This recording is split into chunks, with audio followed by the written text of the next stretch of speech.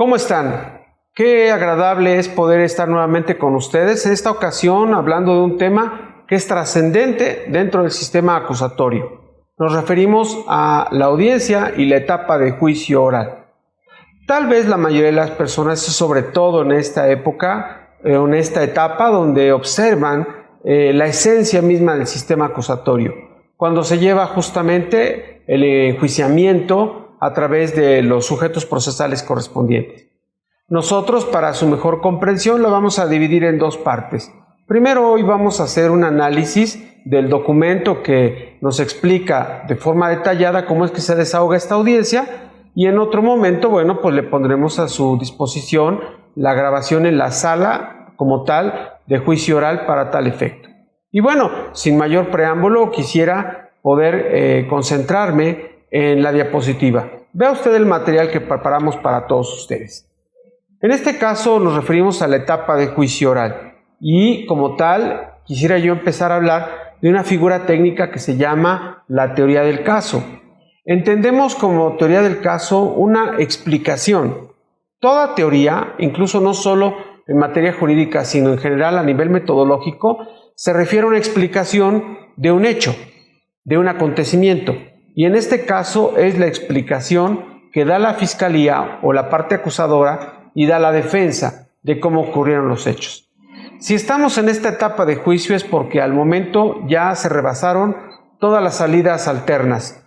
Ya no está la facultad de abstención o el no ejercicio de la acción penal, ya se vinculó a una persona a proceso, ya se le formuló la acusación, ya como tal hubo la audiencia y desahogo de tal audiencia intermedia y como tal ya se produjo un alegato de apertura a juicio oral. Por ello, en este momento estamos completamente convencidos que existen dos partes confrontadas con una tesis y una antítesis respecto de un mismo hecho. Tomando en consideración lo que versa el principio de no contradicción, el principio lógico, el ser no puede ser al mismo tiempo ser y no ser.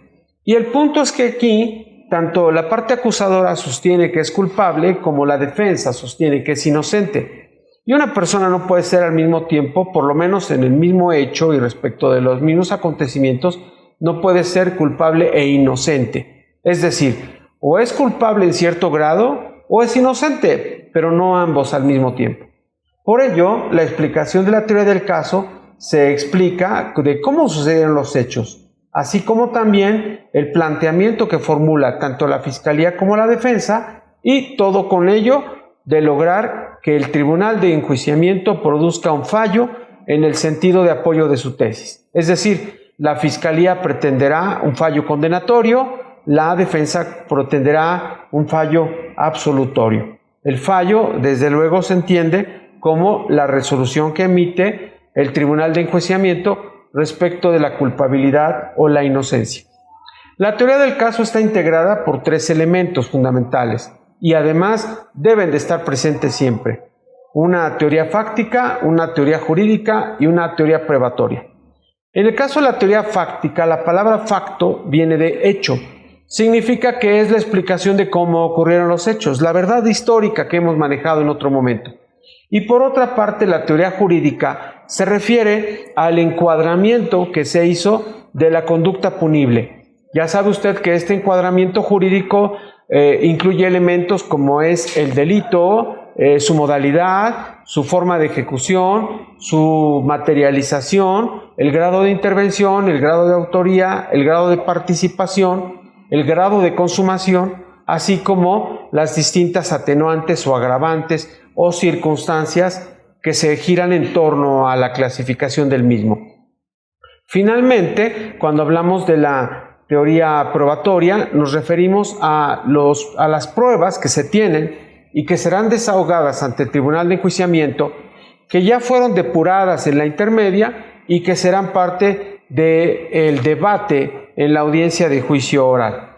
Ahora bien, esta es una forma más esquemática de presentarlas. Ahora bien, el método científico que como tal se aplica en esta parte es el método dialéctico, que sostiene que hay una tesis, en este caso formulada y sustentada por la parte acusadora, una antítesis formulada por la defensa con la finalidad de que el tribunal de enjuiciamiento llegue a alcanzar una síntesis, que en este caso es un fallo absolutorio o condenatorio según sea el caso. En lo que se refiere a la teoría fáctica, los elementos que están en juego son los hechos materia de la acusación, las circunstancias materiales de cómo estos ocurrieron, así como también su clasificación jurídica. Es decir, aquí es donde la fiscalía hace valer la agravante, aquí es donde la defensa hace valer la excluyente, aquí es donde se menciona por qué hubo participación directa o indirecta o en qué grado, incluso si el delito fue de acción o de omisión, en fin, justificar a través de los hechos la teoría planteada. Los elementos componentes, ya saben ustedes, un qué pasó, dónde pasó, quién intervino y de qué forma, cómo se realizó la intervención, cómo fueron los medios utilizados, cuándo, cuáles fueron estos y cuándo ocurrieron los hechos. Todo ello con las consecuencias jurídicas de su encuadramiento. La teoría jurídica se refiere a las disposiciones legales. Propiamente estamos hablando de la ley penal en cualquiera de sus formas, así como de los procesos penales establecidos en los códigos procesales. Aquí debemos comprender que si existe un encuadramiento penal por parte de la parte acusadora, es porque obedecemos al principio nulla crimen sine lege. No puede haber crimen, no puede haber un delito si no está previsto en la ley, como tampoco puede haber una pena si no está prevista en la ley también su forma y manera de determinarla. En cuanto a la teoría probatoria, obviamente nos referimos a los medios ofertados por las partes para probar su tesis, para demostrar científicamente la veracidad de su tesis, así como también concatenarlas para que el tribunal de enjuiciamiento, en esta valoración que hace de la prueba y en esta correlación que hace de los hechos, bueno, pues cuando emita sus juicios de valor, evita también un fallo acorde y concordante, lógicamente, con ellos. Las proposiciones fácticas, esta frase hace alusión a estas propuestas probatorias que ofertan las partes, es decir, son proposiciones que se refieren a la verdad histórica de los hechos. Aquí es donde el Ministerio Público manifiesta que se cometió el delito de secuestro agravado y que además el autor está señalado como el autor material, quien utilizó el engaño, la seducción, utilizó la correlación o su grado de relación con la víctima para poderla secuestrar. Y entonces vemos cómo entonces entra en juego elementos que sirven para hacer esta proposición fáctica. De la misma forma, la defensa dirá que esto no es cierto, que no hubo tal secuestro, puesto que nunca hubo, o bien, elementos del tipo penal que hagan presumir que se cometió el delito, o en su caso la participación del hoy acusado, es decir, según las características de la teoría que cada quien sustenta. Ahora bien, hablando acerca de la planeación de la investigación, cada una de las partes, desde que tuvo conocimiento de los hechos, generó una estrategia para integrar su teoría del caso. Eso significa que el fiscal sabía cuáles eran los elementos que debía incluir para poder probar su teoría, así como la defensa también sabía en qué argumentos y en qué excluyentes o en qué atenuantes iba a basar su defensa, su estrategia de defensa. Recuerde usted que aquí ya rebasamos la etapa donde pudiéramos haber llegado a un acuerdo o a una suspensión del proceso. En este momento, bueno, la Fiscalía pretende probar que hay una culpabilidad, así como la defensa que es inocente. Por otra parte, debemos establecer que la planeación significa una etapa de definir el problema, de formular hipótesis, de realizar la búsqueda y obtener esta información que vamos a sustentar, además del análisis de la misma. Es decir, no toda la información que se cuenta sirve para apoyar la teoría de la acusación, ni tampoco toda la información sirve para apoyar la estrategia de defensa. Esto será según la teoría que cada quien plantea. Por otro lado, esto es muy fundamental, establecer la confiabilidad de las fuentes de información. En el sistema pasado ocurría que algunas personas presentaban a testigos que supuestamente les constaban los hechos. En realidad eran testigos llamados de oídas. Ese testigo que sabía las cosas porque alguien se las contó, pero no eran hechos que él tuviera conocimiento y además que le constaran. De aquí que es importante establecer entrevistas, inspecciones, el levantamiento, la identificación del cadáver, es decir, todos los actos de investigación regulados por la ley. La clasificación preliminar del delito es algo que en su momento el Ministerio Público hizo, que fue como establecer el hecho delictivo, sus circunstancias, sus atenuantes, sus agravantes y la clasificación jurídica del delito, que implica, ya sabe, la intervención, participación, consumación. En la etapa de juicio está regulada en el artículo 348 del Código Nacional. Inicia cuando el juez o el tribunal de enjuiciamiento recibe el auto de apertura a juicio oral y termina cuando se dicta la sentencia por el tribunal correspondiente. Aquí hablamos de que dentro de esta audiencia nosotros podemos señalar, por ejemplo, algunos principios que son aplicables a esta etapa: el principio de suspensión, el principio de interrupción y el principio de motivación. Y en el primer caso, la audiencia puede suspenderse las veces que así sea necesario, tomando en consideración que el tribunal puede estar reunido o no. Sin embargo, existen plazos específicos que la ley señala para su reanudación, así como también interrumpirla y, bueno, finalmente motivarla. En cuanto a la disciplina y dirección de la audiencia como tal, el tribunal tiene una facultad discrecional para poder aplicar sanciones si es que el comportamiento de los sujetos intervinientes no es el apropiado. Por ejemplo, que se conduzcan de forma altisonante o de manera altanera, grotesca, o incluso atentando, ofendiendo, intimidando a los sujetos procesales.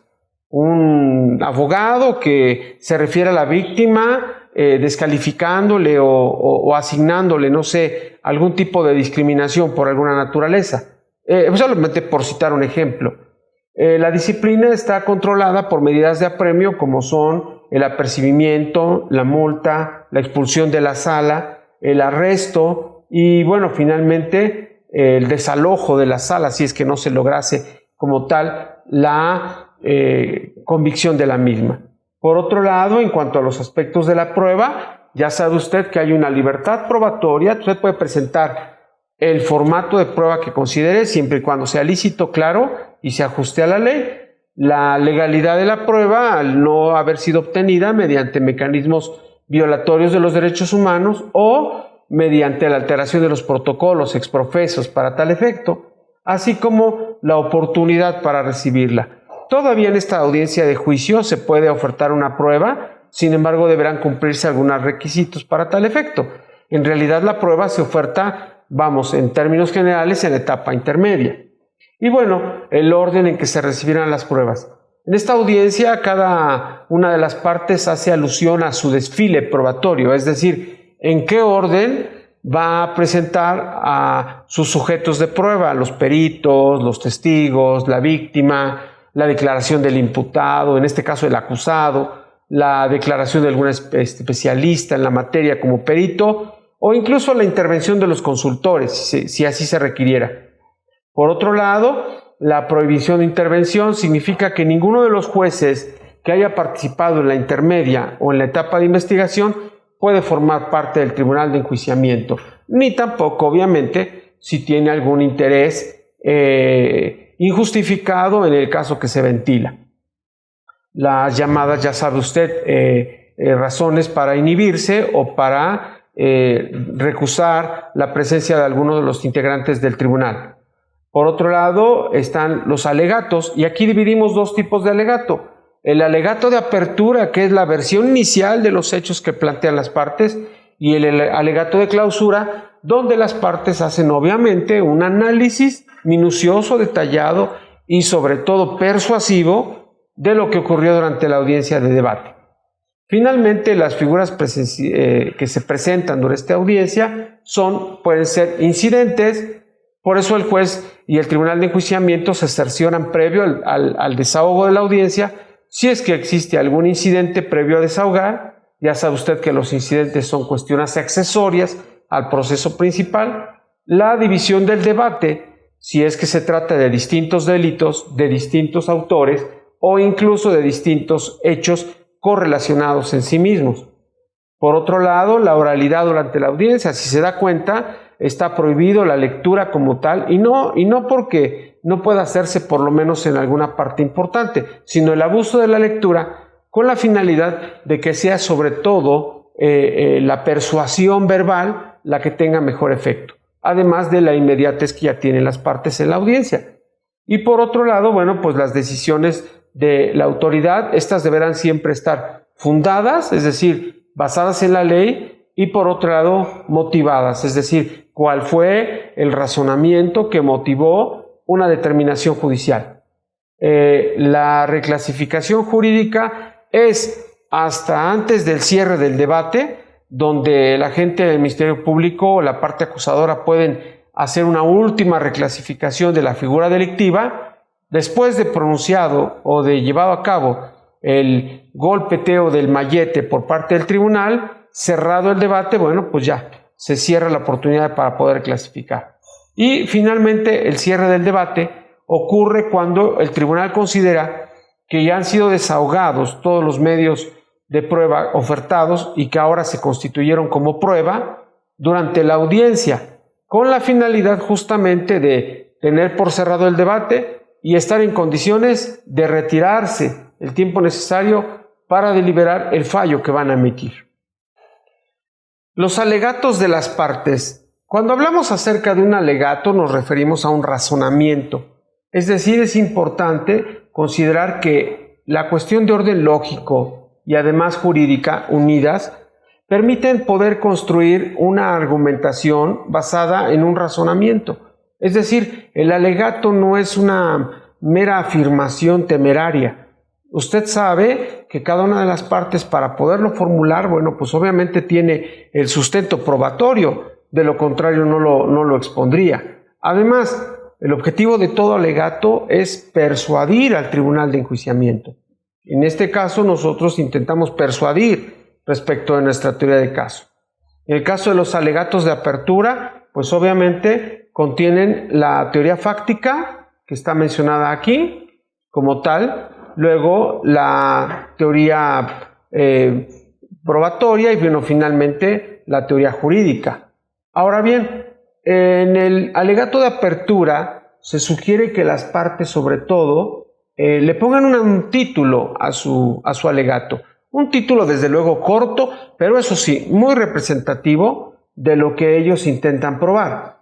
Así como una introducción que plantea su teoría del caso, elementos fácticos, jurídicos y probatorios, y el nudo, que es en sí la esencia misma del argumento. Aquí es donde el Ministerio Público, por ejemplo, cuando formula el suyo, sustenta las pruebas que tiene para probar la acción delictiva, el hecho delictivo y la intervención que tuvo el sujeto activo. Así como la defensa intentará exponer por qué tiene pruebas contundentes de que su cliente o sus representados son inocentes. Y el desenlace, en este caso, el desenlace son las conclusiones a las que se arriba por medio de la teoría del caso. Ya sabe usted que teoría fáctica, jurídica y probatoria pues van de la mano respecto del hecho o respecto de la teoría del caso.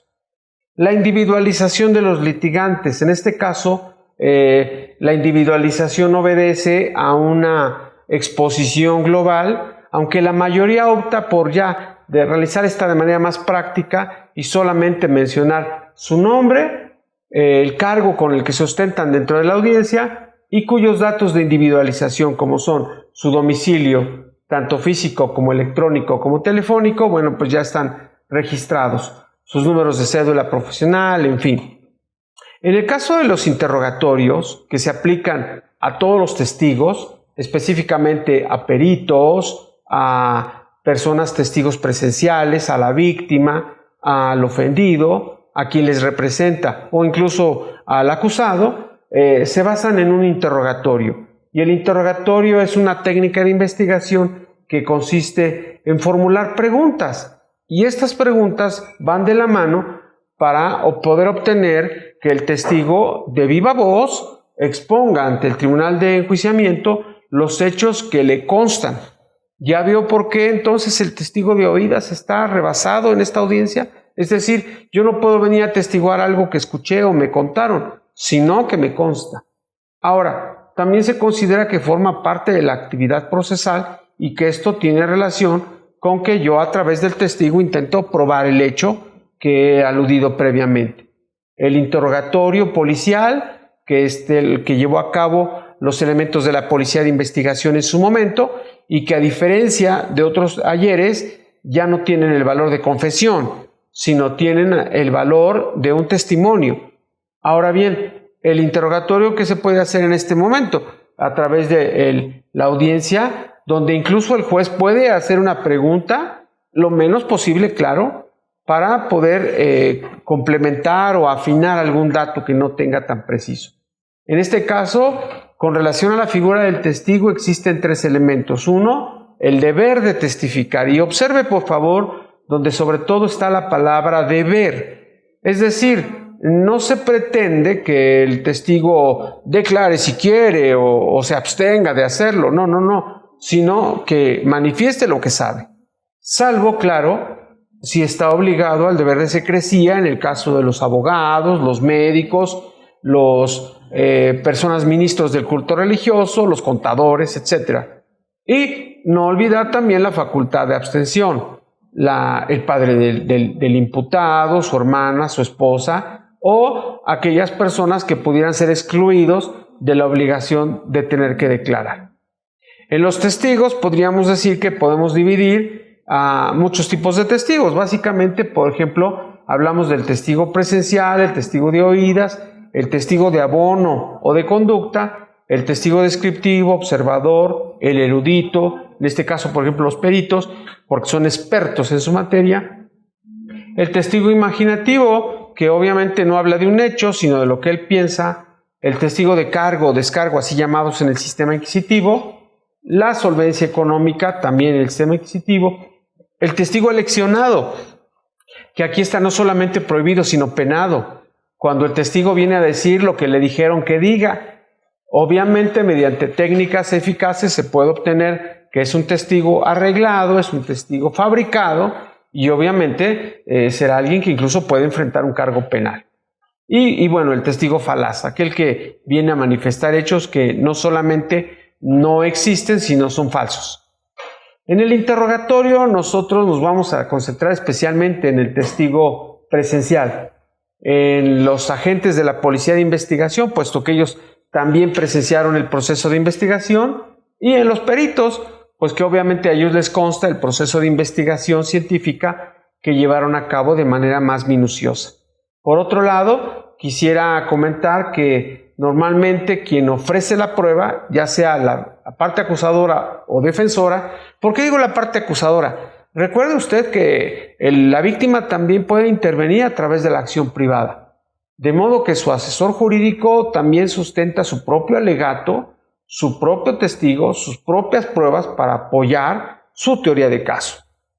En este caso, como unas técnicas para poder llevar a cabo el desarrollo del interrogatorio, se proponen por lo menos 4 técnicas para quien ofrece la prueba, que será la prueba de apoyo de memoria, una técnica, la de superar la contradicción, cuando un testigo ha equivocado un dato, ha dicho un dato por otro. ¿De qué color era el vehículo que conducía? Rojo, y en realidad es negro. Bueno, tal vez el testigo no lo recuerda porque obviamente no tendría por qué hacerlo, porque lo presenció unos minutos nada más, o también porque ya pasó más de un año de que tuvo conocimiento de los hechos. La representación gráfica, a veces es importante que el testigo manifieste así, a través corporal o gráficamente, a través de un pizarrón o de un diagrama de la ubicación de las calles, pues es donde se encontraba o qué es lo que le consta. Por ejemplo, si se tratara de un golpe, bueno, ¿cómo es que él observó el golpe, ¿no? ¿Con qué le pegó? ¿Con el pie, con la mano, con un arma? Que obviamente, tal vez para las personas comunes no tenga mayor importancia. Cuando se empieza a interrogar a un testigo, el testigo dice, A ver, ¿con qué te pegó? Pues con la mano. Sí, pero ¿con qué? ¿Con el puño, la palma, el dorso? ¿Con qué? Y a veces el testigo no identifica qué importancia podría tener eso. Sin embargo, sabemos que eso va a ayudar a sustentar la teoría del caso fáctica, en su parte fáctica y en su parte probatoria. Por otro lado, el reconocimiento de personas, de objetos. Recuerde usted que la cadena de custodia tiene guardados los elementos que pueden ser exhibidos en esta audiencia. En fin, la intención es que nosotros podamos hacer uso de todos estos recursos, sobre todo quien ofrece la prueba. No olvide que, como siempre, para mayor información usted puede ampliar el conocimiento en las diapositivas que le hemos puesto a disposición, en los documentos de apoyo, desde luego en el video de esta propia sesión en la plataforma y también en el canal o en la página de Facebook que también hemos puesto a su disposición. Aquí no olvide que vamos a aplicar siempre el principio de que la verdad prevalece sobre la mentira. Y en esta audiencia especialmente ese principio cobra importancia y especial valor. Por su amable atención, muchísimas gracias. Continuamos en la próxima.